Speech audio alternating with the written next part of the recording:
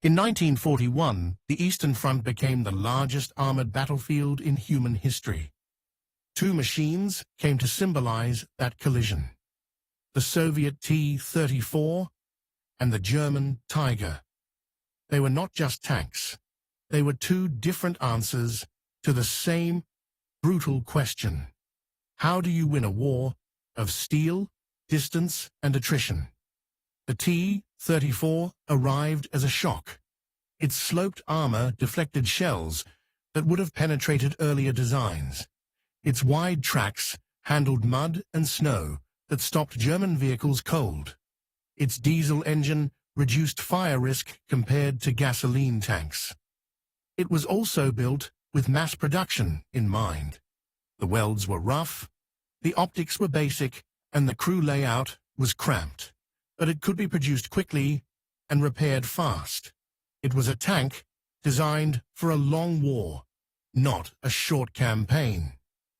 The Tiger appeared in 1942 as a heavy counterpunch. It carried the terrifying 88mm gun, the same caliber that had been devastating Allied tanks and aircraft in North Africa. Its armor was thick enough to shrug off most enemy fire at long range.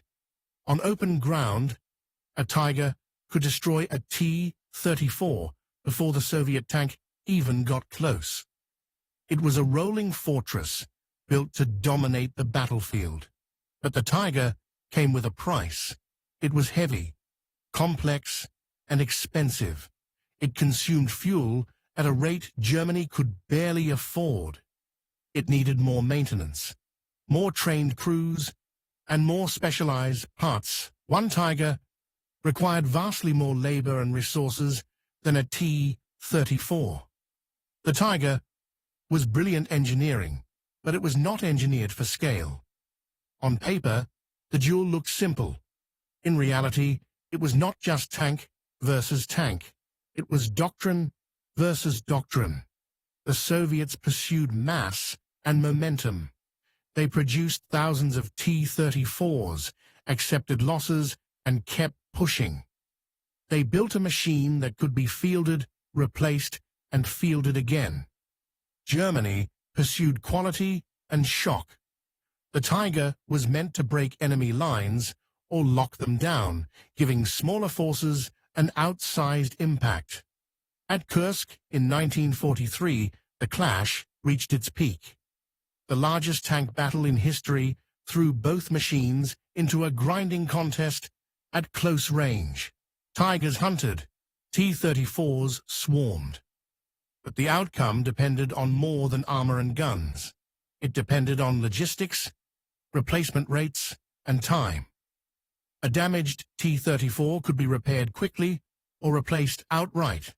A damaged Tiger could disappear from the battlefield for weeks. The T-34 also evolved. The T-34-85 variant arrived with a larger gun and a better turret, correcting earlier weaknesses.